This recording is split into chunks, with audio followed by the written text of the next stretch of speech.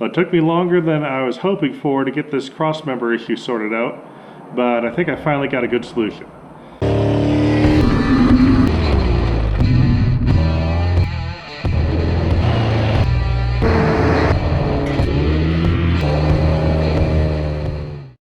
I'm working on the crossmember to hold that NV3500 in place. None of the Jeep transmission mounts I had lying around looked like they'd work well, so I went and bought a new one. This is one of the cheapest ones I could find. It is from a 95 Chevy Tahoe. Or probably all the pickups and everything else have it too, but I found out the Tahoes in the mid-90s could be had with a 5-speed, which is probably an NV3500. This didn't bolt in. I was hoping it would, but it didn't work out. So I drilled 2 extra holes. Those are added. The outboard ones are the ones that were there originally. And those 2 new holes are going to bolt to our NV3500 in here. And then I'm going to move the crossmember for the Jeep. I'm going to take the factory crossmember and move it forward 1 bolt hole. So here are the 2 holes that I originally had. I'm going to use the one bolt here in that hole. And I just drilled a new hole in the chassis there, so that's where the crossmember is going to bolt up now. So moved from there over a little bit, and then we're going to have to make another adapter plate to mount to the crossmember, but we'll get to that next. This right here is the crossmember out of my 97 ZJ. Now my transmission, when I put in the NV3500, the 3500 mount would bolt to about this location here. First thing I did was move the crossmember closer to the front of the vehicle by 1 bolt hole. So I unbolted the crossmember, moved it forward 1 hole, rebolted it back in, and then added some new holes for the front bolt. That put the mount right close to the crossmember, but still in front of it. So then I came up with this. This hopefully will solve all our problems. Now this one's a prototype. I'll make it better if it really works. But what this will do is slide under the crossmember. It has 4 bolts that tie into the crossmember here. It has 2 bolts in these tabs. You have to drill a hole in your crossmember for a new bolt. But that supports the whole thing from flexing, so the metal doesn't have to be that thick. And there's no decrease in ground clearance at all. It doesn't stick down. Just bolt heads are all that stick down, and they did anyway on the original mount. And that will allow me to drop transmission mount right here, and then I can use a shim stack to adjust the height up and down to get the angle of the tail shaft right to match the rear end. So hopefully this will be the ultimate solution for the ZJ crossmember and short transmissions. Let's install it and see how it works.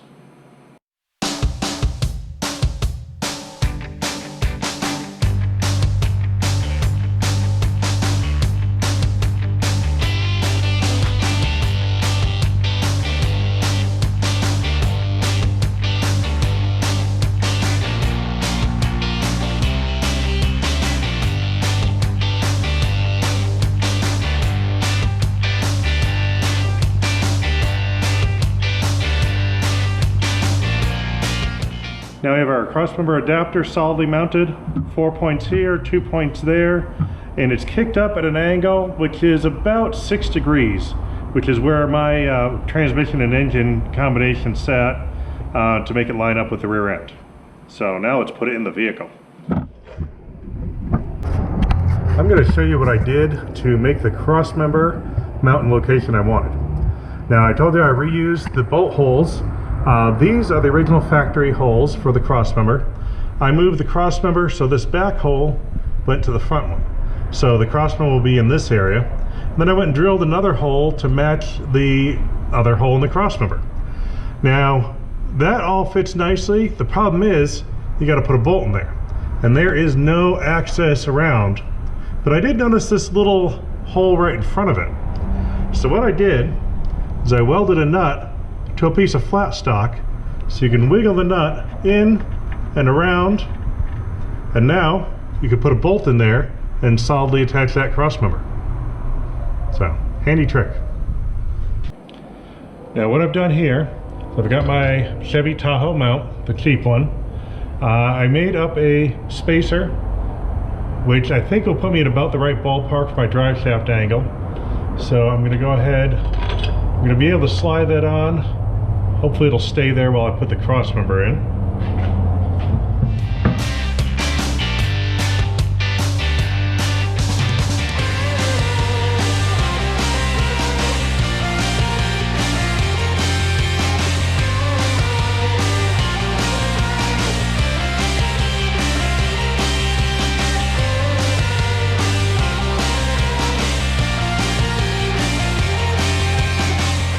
Now for a critical question.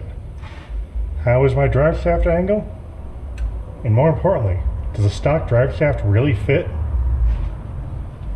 Drive shaft angle first.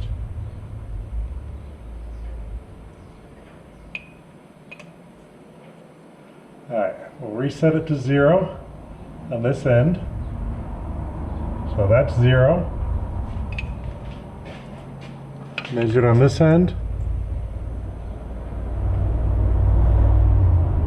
Half a degree. So the two line up within half a degree. That is something I can live with. Now, if you want to get it absolutely perfect, you can fiddle with the height of that transmission, but I'm planning on lifting this Jeep anyway. So this isn't going to last for very long. When I lift it, I'll play with the height adjustment again and get the angles even better. But right now, half a degree between the transfer case output and the input of the rear end, I can live with that. Now, the real important thing. Is there any way, by any stroke of dumb luck, that Dodge transmission and transfer case combo will make the Jeep drive shaft that came out of an automatic fit perfectly as is? Gotta find out.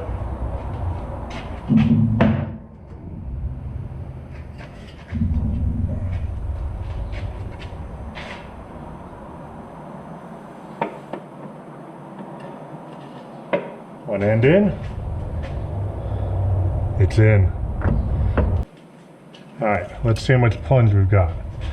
We'll go all the way in to the transfer case. We're looking at 2 and 1/8. In all the way. We're looking at about 7/8. So we've got 1 1/4 inches of plunge available, and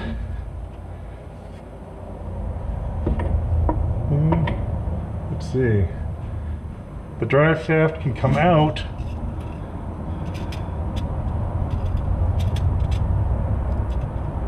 we've got over 2 inches of extension available. So it can go in 1 1/4, out over 2 inches. Well, I think that's not too bad. Wouldn't mind if it was a little longer.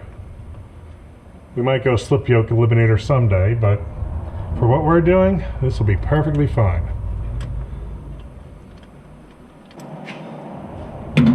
There we have it. We got a drive shaft. That's hooked to a transmission. That's a manual.